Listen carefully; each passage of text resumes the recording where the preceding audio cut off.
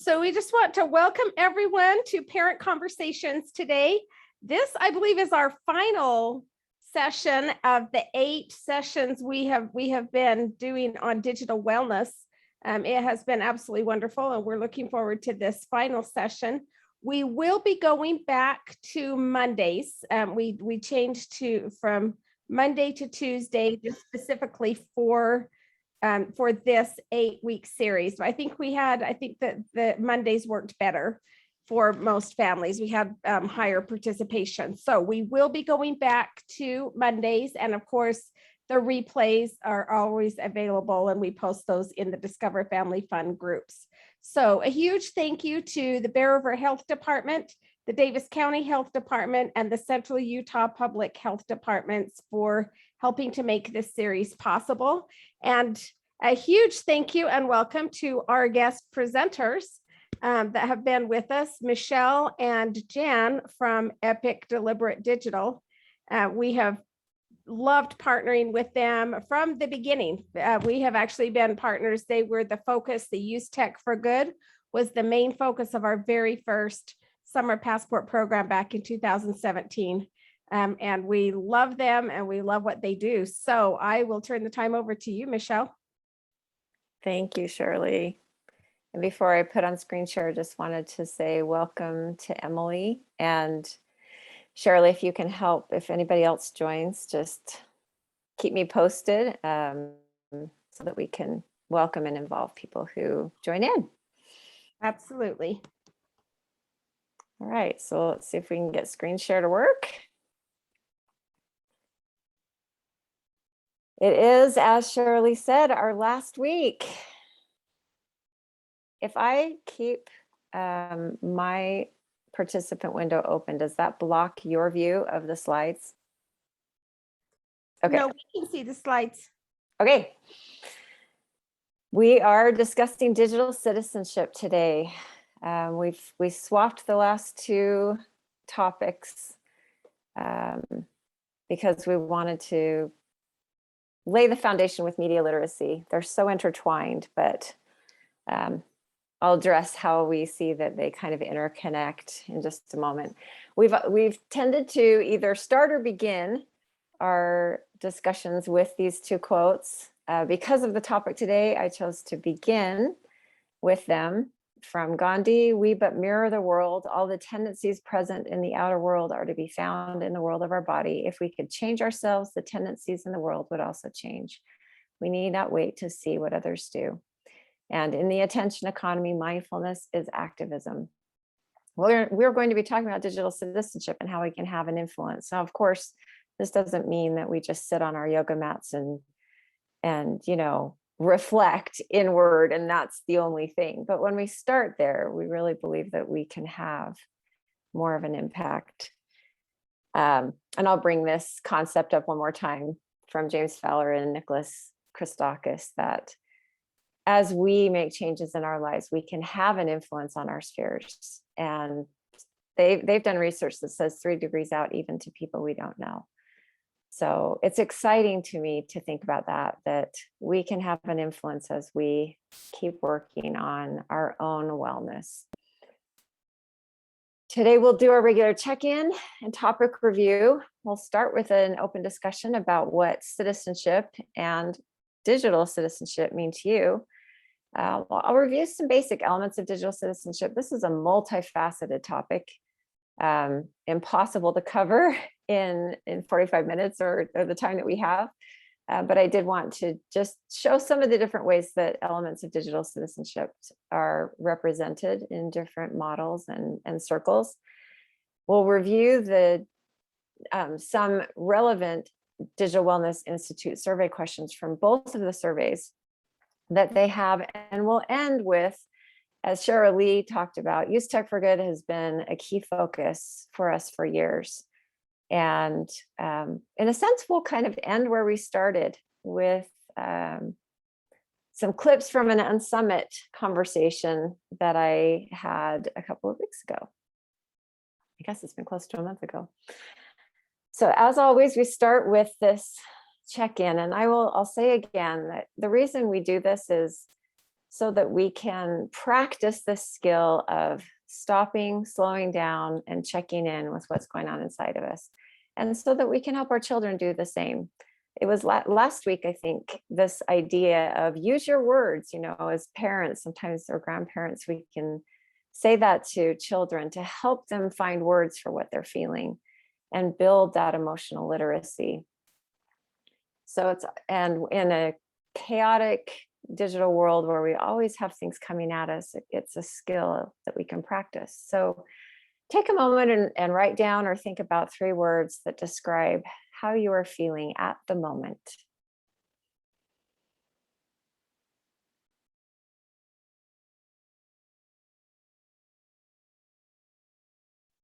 Would anybody like to share one of their words? If we had more time, we would go around the room and have everybody have a chance to share. I'll share. I found it interesting today that there are actually 2 words that come to mind that are almost contradictory, but they are both there. They both exist right now. As always, I feel very busy and swamped and, just lots to do. But the other word that came to mind was peaceful. I feel like I at least have a handle on it today. Some days I feel like I'm drowning, and today I feel peaceful about it. So I thought that was interesting that they are so different. And that's illustrative. Is that how you say it? That we can be feeling different things at the same time. Anyone else? I'm with Shirley. I feel calm and content, but I also feel a little anxious just because, I'm thinking about all the things I need to get done. And even though, I'm content and calm, but that's still kind of weighing on me. I think that's a pretty common coexisting, that we can sense that pressure. And yes, thank you for sharing. Our second part of check-in is always about reflecting back on the last week and invitations that were given. Our main invitation was to try out the media literacy goose chase. Was anybody able to do that? And then this is not to put you on the spot, but just if somebody would like to share their experience with it, great. Or any digital wellness insights or experiences from the week. Me and my family tried out the first few challenges on the Goose Chase app earlier in the week. And it was pretty cool. We had watched a movie for family night on the day before you talked about the Goose Chase app. So that night, while we were around the dinner table, I was like, okay, remember this movie? All right, let's talk about one of the things. And so we just did one of the challenges that night. And then the next night we did another one and so on. And then we stopped after a few because I think we need to switch to a different media to talk about. So that's as far as we got though. That's great. Thanks for sharing. Thanks for giving it a try. Anyone else? How did your digital wellness go this week?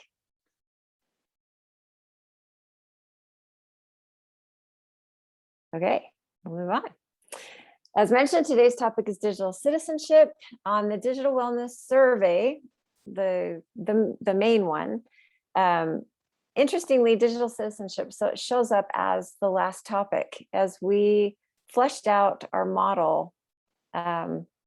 At least for me, I didn't fully realize how well it flows to really start at the center and then end with digital citizenship, that the more centered we are, and as we work on our own wellness and how we manage our time and being alert to that, and honoring relationships and time, and being aware of our well-being with regard to digital tools, all these things prepare us to be able to engage in a larger sense as citizens in the digital sphere or in our face-to-face world. So it's kind of exciting to me how these all relate. And as I mentioned, we swapped the last 2 topics, but from mental wellness to digital citizenship are the 6 topics that are covered on the survey. And we started with media literacy last week because we see these as nested concepts, that media literacy is a broader, deeper topic than just about digital tools. It Catherine, you were talking about exploring film, for example, that books and art and music and print media, there are so many different forms of media, and practicing media literacy encompasses all of those forms. We even expand it to say, it even really, the principles can apply to conversations, to when we use the medium of our voice and our brain.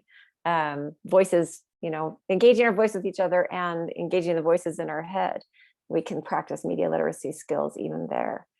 And under digital citizenship, we have positive digital citizenship and preventive actions to try to stay safe online, to improve privacy literacy, which is one of the things that we'll be talking about today.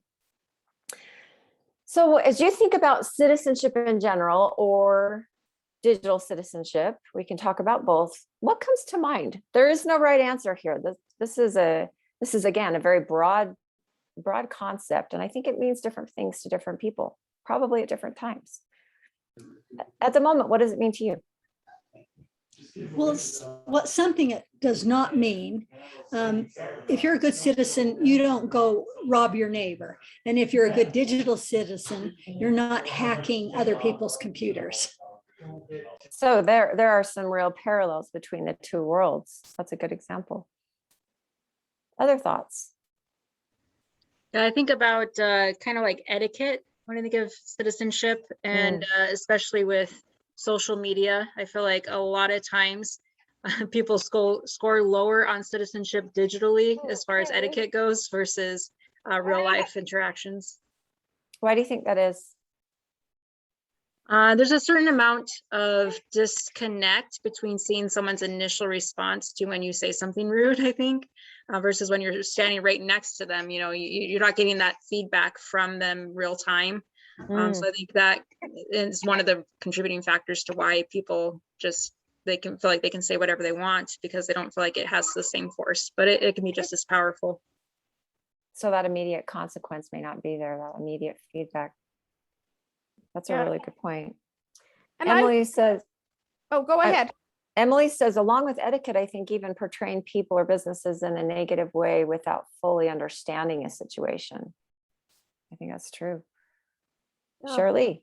I was just going to say, going back to kind of what Jan was saying, and to be a good citizen in a community, it's first of all, doing no harm to those around you and contributing in positive ways.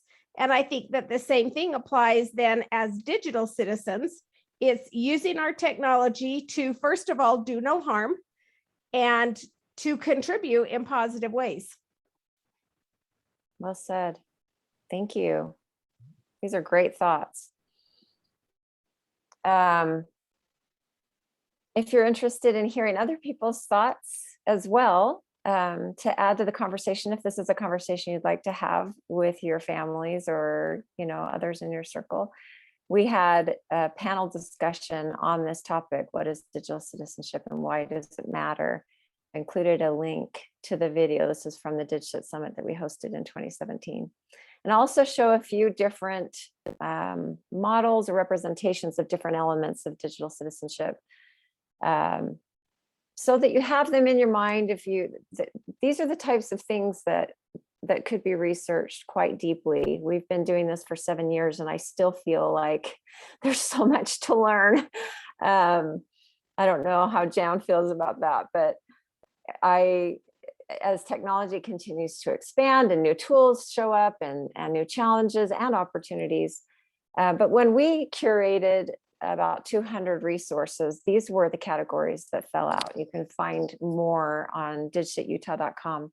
You'll see that etiquette is one of the topics mentioned that we've talked about, ethics, and we'll be talking a little bit about security and digital footprint over here. Oh, that's digital literacy. Digital footprint kind of falls, oh, there it is, digital footprint. In the training that we received, they talked about filter bubbles and silos. So that's an element of citizenship, is trying to find that balance between, having your safe places where you can explore who you really are, and not being so closed into our comfort zones that we don't expand our view of and understand different points of view as we try to weigh out our own thoughts and positions and opinions. And this is both for social and cultural reasons, and also when we get involved in civic engagement and political action. Our national partner that we've mentioned, Mary Alice, who is the co-founder of the Digital Summit, has worked with other organizations. And these are some of the ways they describe digital citizenship: alert, balanced, engaged, informed, inclusive, and having an impact, trying to have a positive impact. And of course, data literacy has become all the more important as part of both media literacy and digital citizenship. We touched on this a little bit last week, and I've put bonus material information about this in the slide deck. I wanted to mention through the course of these discussions, we've been very deliberate to use images that are freely available. Pexels is a great resource. I wanted to share that just in case you ever want photos that are copyright free and open to the public domain. As you work with your children with schoolwork and everything, help them understand the importance of copyright. I think culturally we've gotten kind of lazy with this, but it is an important piece of digital citizenship. I just saw the chat. Welcome, Austin. We're so glad you're here. Please feel free to join in if you have any thoughts as we go along. I wanted to share this. Shirley, if you have anything you want to say. There's another goose chase, so we will be sharing a couple more goose chases today, and one of them was created in collaboration with Utah Civic Learning Collaborative, and trying to help families learn more about civics resources out there. Did you want to share anything about this?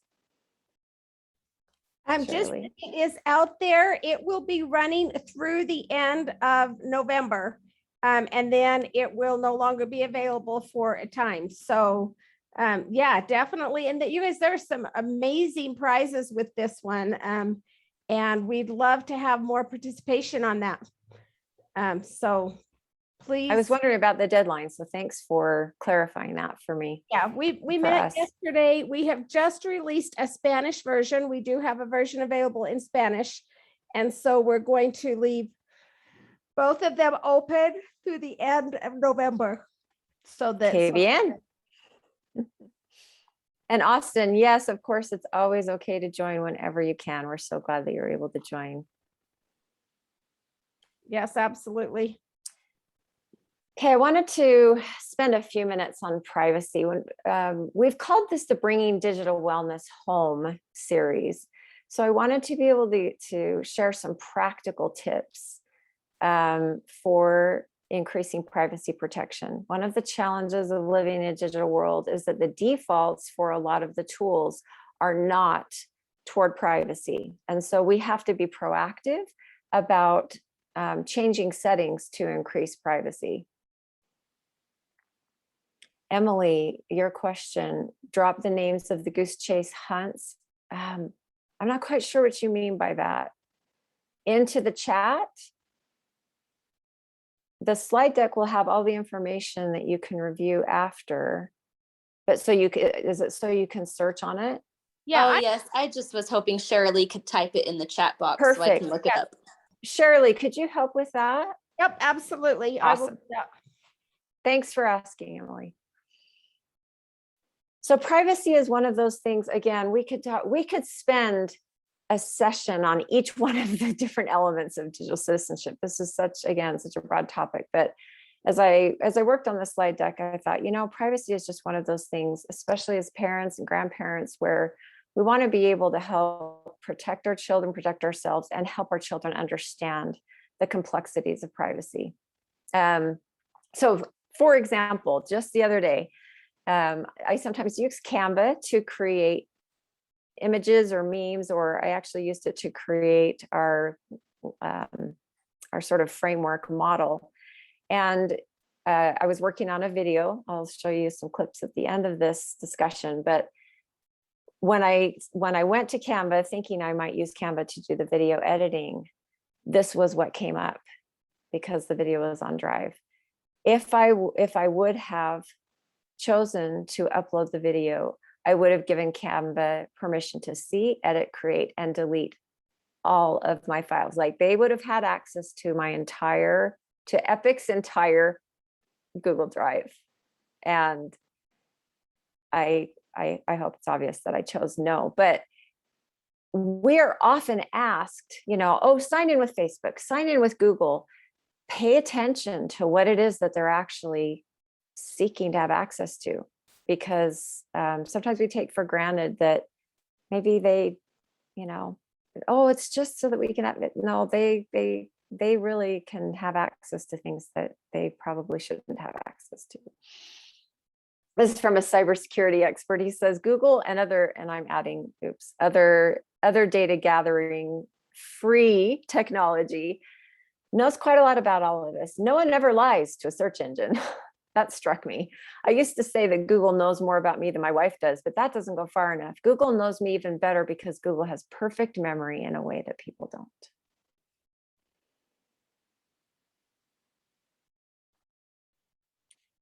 So as parents and or grandparents, here are some questions, some questions to think about. Social media, I mean, this is one of the ways that we try to keep in touch with family and friends and give updates. But because privacy is not a priority for these companies, here's some thought questions that I wanted to go through. I know this is just a boring slide, but I'm just going to go ahead and read the questions.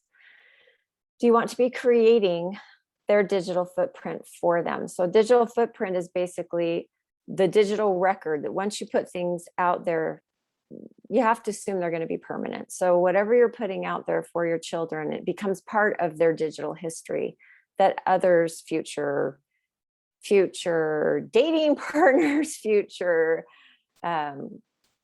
employers, future peers can have access to. And we don't have control once we put things online, even though we think it might just be in a private group or whatever. Anyone could copy anything at any time and make it their own. Is this something that could embarrass the child later, put them at risk for bullying or other things, other negatives? Again, realizing when something is shared, you have to assume it's no longer private. There are some terms that you can research, like digital kidnapping, and just researching privacy for children and sharing photos online. There are a lot of resources out there, and we'll share a few links that you could look at, but these are the types of things I would encourage you to do some digging on. Is there identifying information in the photo that could indicate where you live, where your child goes to school, etc.? My Discovery Destination gives some great tips about how to take pictures that don't show either faces or identifying information around them. There's also metadata often embedded by default in photos that show when and where the picture was taken. So if you're taking pictures and you do want to share them, turn off GPS and or learn how to turn off that metadata to strip the photo from that metadata so it doesn't show where it was taken and things like that. Realize that when you share things online, that marketers can use it to target you and your family and those in your circle and beyond. And there was a really great article that I was reading about a 6-year-old who, after doing some kind of first grade antic thing, mom takes a picture and the 6-year-old says, "So are you going to put that on Facebook, Mom?" And she kind of laughs and like, "Yeah, I probably will." And the boy says, "Can you not?" So talk to your children and grandchildren and ask them how they feel about it, because it is their life that you are portraying. Everybody, these are hard decisions to make, and there's no one right way to do it. But if you do it deliberately and consciously, and with the research, so that you know the pros and cons about posting about children online. And I was gonna say, even adults, I mean, I have an uncle who works for the Space Dynamic Lab, and I think he has some kind of prestigious position. I don't know, but he will not allow his family to recognize him, to label his photos on the internet for security reasons. And his daughter, who's my age, was saying something how Google Photos already has his face registered. So that, he's trying really hard to stay off the radar, but like there's so many different ways to have your face registered on the internet. Yes. The face recognition thing is a big deal because it's building a database. And if you're aware of what's going on in China with how face recognition is used, we don't want to be paranoid, but we need to be informed. And there are reports of innocent, sweet pictures of children being used by pedophiles. They add their criminal comments to innocent pictures on their sites. We just don't have control with what's happening with what we're sharing. So we just need to be informed, make informed decisions rather than emotional ones, would be my plea. I'm going to share a quick personal story that isn't related to digital privacy, but illustrates how quickly information can be taken. I went to a concert at BYU with my son when he was, I think, 11. And so, this is a place where I felt safe in the context of the typical crowd that attends these kinds of things. And an elderly man came up and started to talk to my son, and he's very gregarious, and his mom is as well. And I just thought he was a nice man trying to engage this boy who he could tell was a bubbly, personality. And before I could even realize what was happening, in a matter of 15 seconds, I don't think he got his name, but he found out where he went to school, what grade he was in, and then he walked away.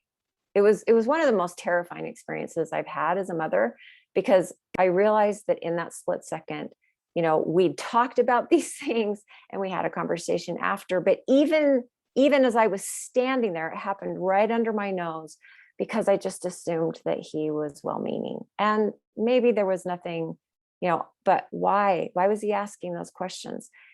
Anytime we put something online, there are servers and algorithms that are taking that whatever information we put, it's going somewhere. It is not just sitting on our wall, untouched. It is being used. So again, be informed, be alert. I found this, if you're looking for a possible activity to do with children, I don't know which child, I think it was one of my daughters. This was a school activity where they created, trying to reiterate that the teachers were trying to reiterate. I love this. It's called personal info for a reason. So just wanted to share that. And, maybe you could pull out the crayons and some paper and do an activity like that with your children. Privacy, when we did the digital wellness course, they helped me understand more the tension that the more we give up our privacy, the easier our tools are to use. So if we set our privacy settings for more privacy, that means that we're going to have to take more time to log in and re-log in and do two-step verification and things like that. It kind of slows the flow of our day and can be annoying. I have changed my privacy settings, and I'm not going to lie, it's annoying. But it helps me feel better to know that I've done something to slow the flow of my data into the cyberverse. So there's always a tension, but again, be informed about the different facets. And I've included several different tips that we learned in our course and also from other resources. I'm not going to go through them in detail here, but just wanted you to know that they're here for your review. We wanted to help give you a good leap start if you haven't researched about privacy. This was a really important part of the digital wellness certification course for me. I've been alert and cautious. I did not share pictures of my minor children on Facebook, and I didn't use their names if I ever talked about things, a child 1, child 2, or whatever. I've made that choice, and I'm going to be a grandmother and will continue to do that. That's the choice that I've made. But even with that awareness, there were things that I learned that I didn't know. And it was really good for me to actually get into my tools and figure out how to change privacy settings. I would highly encourage you to do that so that you can also help your children do the same. All right, let me look at the time. Let's just briefly go through. There are 3 sections from the 2 different surveys that I wanted to review, like we've done before. I'll read what the questions are. If you have any thoughts, please just jump in. I'm just going to check the chat. Is this still okay? Still just Hunt sharing. I only post things online that I would also share with my offline friends and community. Digital citizenship often talks about the consistency between our offline and online behavior. To your point earlier, Catherine, that sometimes we behave differently online for various reasons. So we're looking for consistency and integrity. And I would say even perhaps more caution online than we might initially think. I only share things online that I've read or watched in full. Have you ever shared something where you've only read the first paragraph or commented on a discussion where you haven't read what people are talking about? Guilty. This was a good wake-up call. I'm aware of how to stay safe online. Again, a whole other day's topic to explore. And I think you've had guests who've talked about this. It's hard for me to tell if an online post is real or fake. We talked about this a couple of weeks ago. It's really hard to know what's true out there. And when I'm talking to others or posting comments online, I make sure to be respectful. Again, jump in if you have any thoughts or insights that come. Each of these next ones starts with when I interact with others online, but I'm just going to read because the principles apply to real life citizenship as well. So I tend to respond reasonably even when something makes me angry. I'm careful, and if the scale is, from strongly agree to agree, strongly agree. I'm careful to adapt my comments and behaviors to be appropriate for my audience. I know how to take a stand for something important to me in a civil manner. Talk about civic engagement, but sometimes we lose the civil engagement part. I know how to get my point across without offending people. Of course, we can't control other people's emotions, but we can be alert and sensitive. And I know how to have a civil discussion when I'm talking about politics. When I browse through content online, I feel in control of how I spend my time. So this goes back to some of what we've already talked about, but is so related. Are we spending our time in a way that matches our values, who we really want to be, how we want to show up? Who's in control? Who's in the driver's seat? The technology, the notifications, or are we? I feel in control of how I spend my time. I feel in control of how much time, so how I spend it and how much time I spend. I communicate when I want to, not when notifications tell me to, or random stories that show up on my wall or headlines that pop up. I've had this experience where, I'm heading toward doing something, but then I get distracted by, oh, well, that story's kind of interesting, or I want to get involved in that conversation. Has that happened to any of you before? Or what does that look like for you? What does distraction look like for you?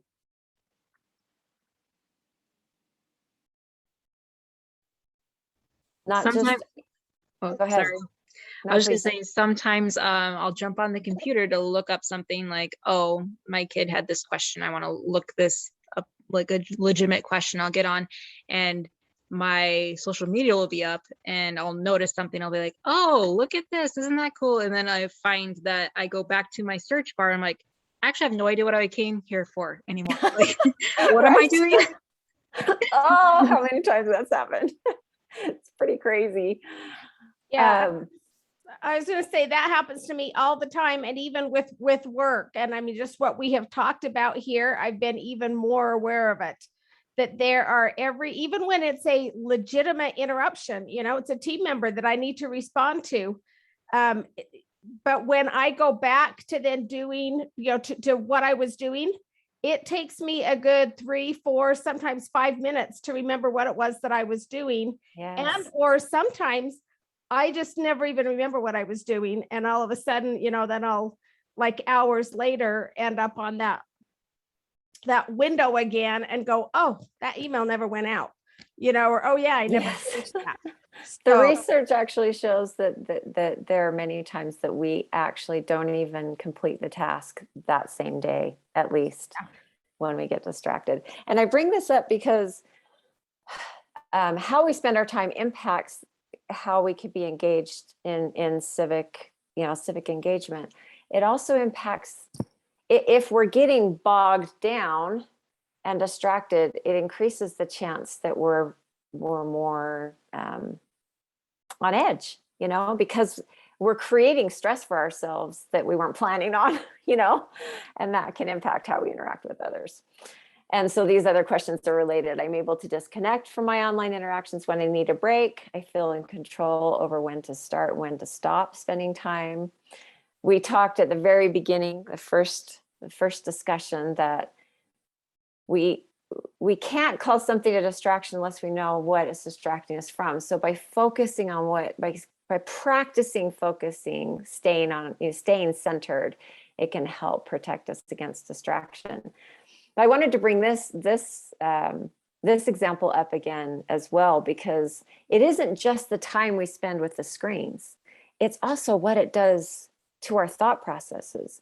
So this woman, Erica Dewan, has done research that shows examples of a 15-minute email exchange, or think of, a 5-minute review of your social media feed or a news headline, could take your brain, not even just the reset time that we talk about, 7, anywhere from a minute to 23 minutes or whatever the research says, but we could end up spending hours brooding over, percolating over, and being distracted within ourselves too. So it's a real challenge. It's a real challenge when so much is coming at us.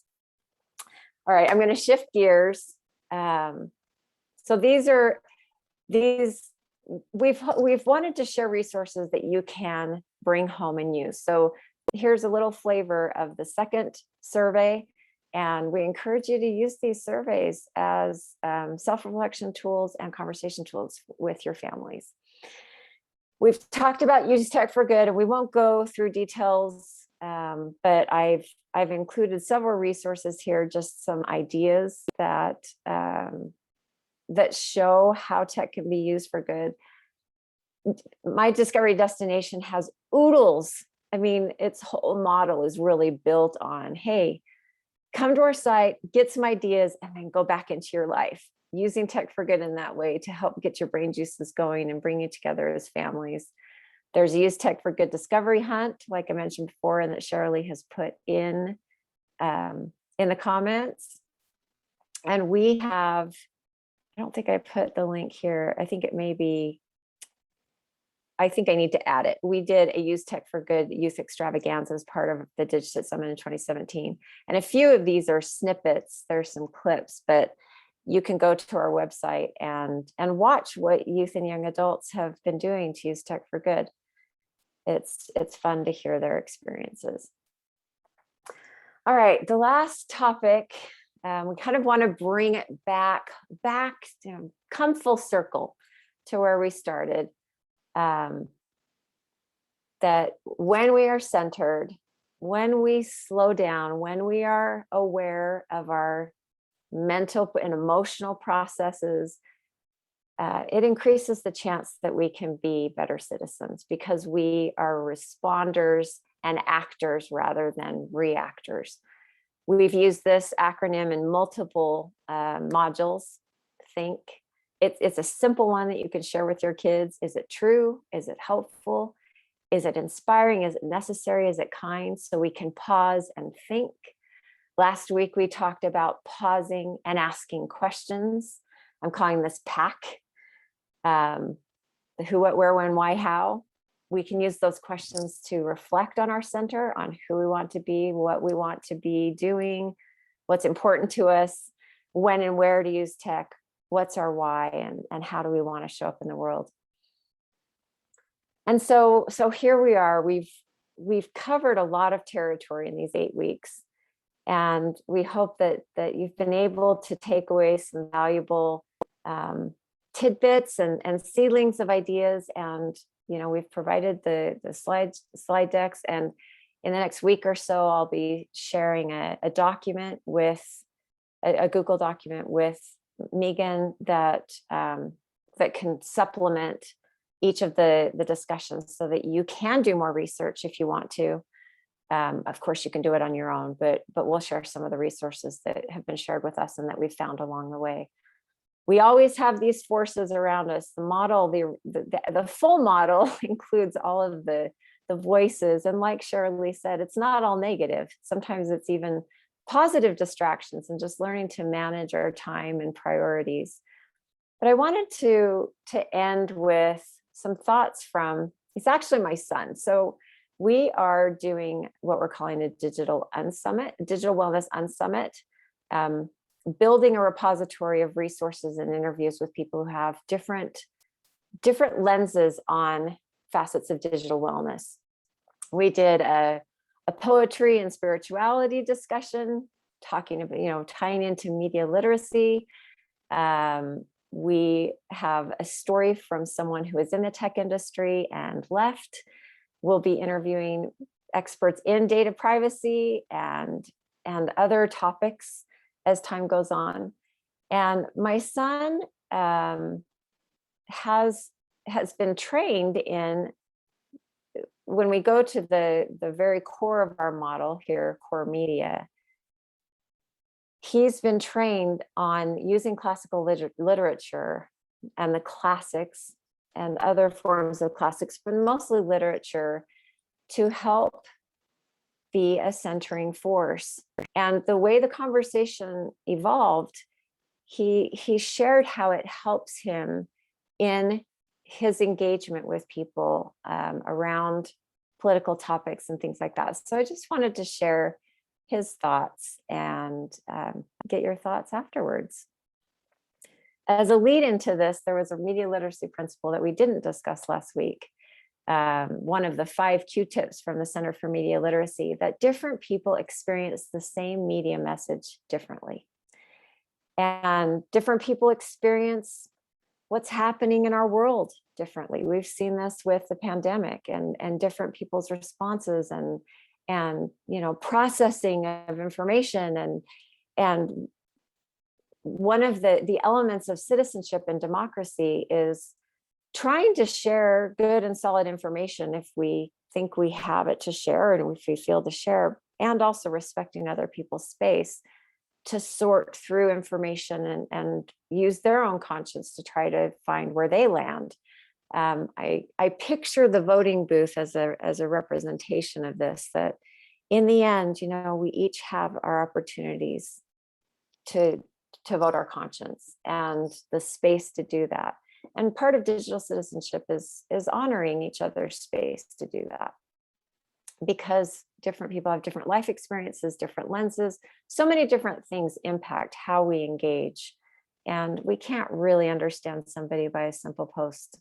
There's so much more behind what's going on.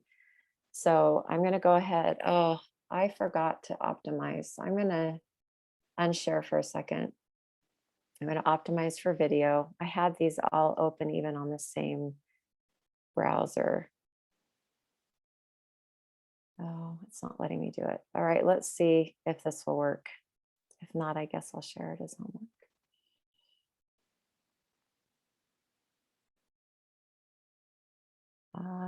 Where are we?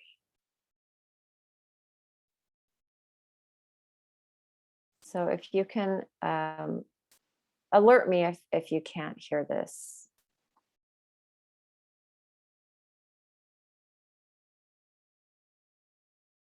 I keep going back to Iliad and the Odyssey. That's like, I guess, the theme for tonight. But I'm thinking about the interaction between Circe and Odysseus. where she's like basically seducing. She's like, yo, you're super attractive. You should stay here on this island. You're cool. I want to keep you. Like you obviously like it here. And he's like, honestly, yeah, I do like it here. This is a really cool spot. And has a very frank conversation. And it's something that's always blown my mind a little bit, because Odysseus, he basically says to Circe, like, you're literally a goddess. Like, my wife. So I want to interject that he's talking about how the classics have helped him form his own principle-based, his own desire to live a principle-based life. So here's one of the examples. Like, in a lot of ways, can't compare, because she's moral, right? By every like objective standard, like, absolutely, this is the place to be. It's a very nuanced conversation, right? Where it's like, yeah, there's this, and you can apply this in a lot of ways. There's this thing out there that I should be achieving and should be doing, but it's not true to me. And so it doesn't matter. And I think the phrase is literally like, my wife cannot compare in the least in beauty or grace or all these different things, but she's mine. She's my wife. And I've committed my country. Yeah. I'm going to go back. And I'm leaving. And she, of course, gets all up in arms and tries to kill him and everyone else, which shows how healthy the relationship was in the beginning. Not following true principle. Again, you see where following true principles gets you. But it's those sorts of conversations where there's this glimmering ideal that's out there. And if you give into that, you're giving into something that is inherently dangerous. And we see this in our conversation generally, not even political. This is our conversation generally in our society today. We don't listen. We don't take time to ask questions, to go back to touch points, and to allow each other to go all the way back. Because it's a decent journey to legitimately say, okay, why do I believe? Oh, see, I told you didn't believe in what you're saying. This is why my opinion is correct, right? Get up all in their face about it. I'm giving them the space to actually go back to a touchstone. So for Odysseus to take a step back, look back at his country and say, you know what? I'm with her. That's who I am. My country. That's why I'm back there. Let me come back to this conversation with truth. And I can interact and make concrete, deliberate decisions based on principle. And I'm going to get on my boat and get out of here. Like that is a principle that should be true today and can come as we're willing to let each other engage in these conversations, to return back to our touchstones, wherever they are, allow each other that space, whether that's a space like take years to form opinions and read books and do all the things and the work, to actually come back and engage in productive, meaningful conversation that can actually move us forward.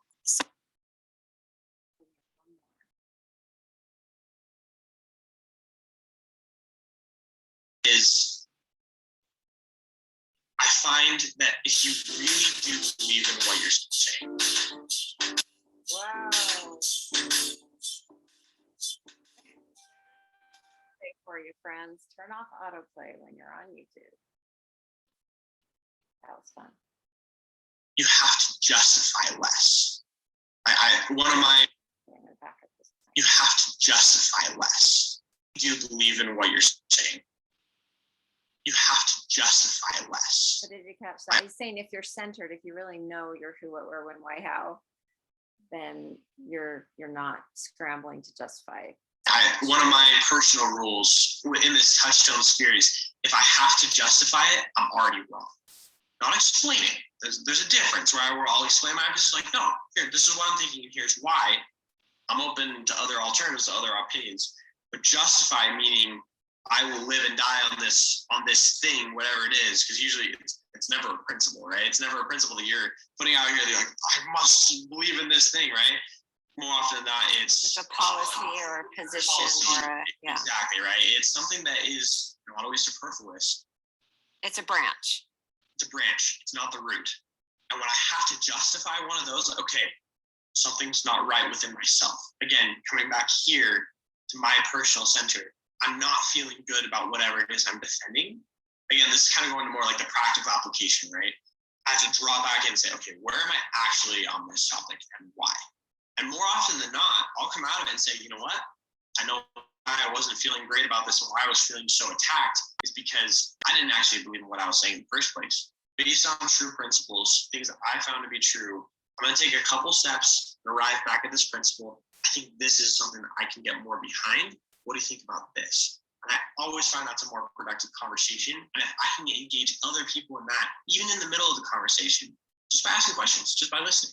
Like, so yeah, why do you think that? Like, where do you think that comes from? And they'll say, well, I was raised this way in this sort of a community, and so this is probably why I have this opinion. Okay, yeah, why do you think that became important to you? Like, why did you take that in? Well, that's a good question. Then we'll be able to have a much more productive conversation that we're almost, we're two people talking about this one policy. We're almost like retracting back into our own process, right? And then returning back. That's the kind of civic engagement I can get my head around. Yeah. And you can engage that without doing necessarily the legwork to go back and read all the classical literature and figure out where your actual touchstone is and do all the comparative research. You can do that just in conversation, just by listening. But again, that is a true principle. That is something that the classics teach, is let me sit down with you. That cut off. I'm not sure what happened with my video editing there. I tried to make edits last night, but it didn't work. But I hope you can sense, at least from where we're coming from with Epic, that we have a hope that if more of us practice centered, principle-based living and engagement, that we can create a better world that is more peaceful, more productive, where we can problem solve more effectively because we aren't responding to gossip. We're getting more to roots and facts and being more rooted ourselves. Any thoughts as you listened to his thoughts? Oh, I'm so sorry.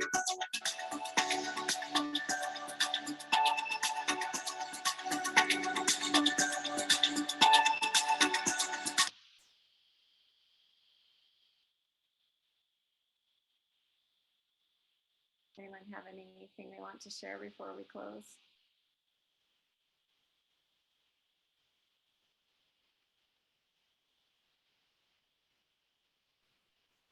All right, well, thank you so much for this opportunity. Again, we hope that there's been something of value for you. We continue to learn as we immerse ourselves in these ideas, and appreciate learning with you, and would love to engage again sometime and hear how your digital wellness journey is going. Thanks so much. Yeah, and again, thank you, Michelle, so much for being here. Michelle and Jan also, we have really appreciated the opportunity to spend this time with you. All of these sessions are available on YouTube. This one, of course, will take about 24 hours, but they will all be available on YouTube so that you can re-listen to those.